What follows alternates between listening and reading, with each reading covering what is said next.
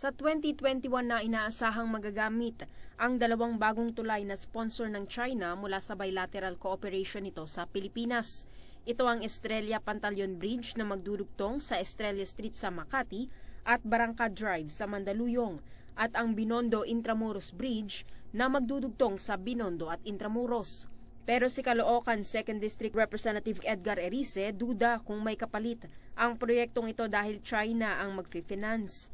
Ang Department of Public Works and Highways agad na dumipensa.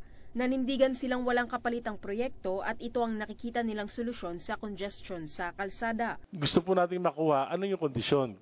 Kasi nagtataka ako, JICA study pero China loan. China grant. So in terms of reference, tingnan natin. Yung pong dalawang i-handle ni Director Castillo, grant, 100% financed by the Chinese. Ano pong kapalit ho nun? Wala pong kapalit yung pong grant, wala naman sinabing kapalit. Mahigit 4 billion pesos ang construction cost ng dalawang tulay.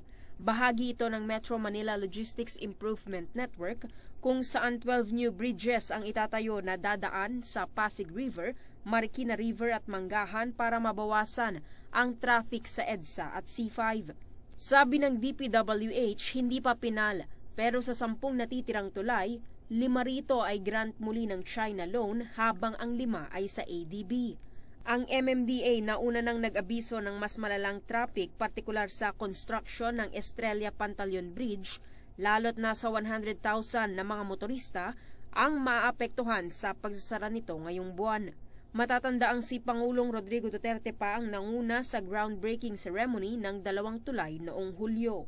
Jamie De La Rosa, Newslight.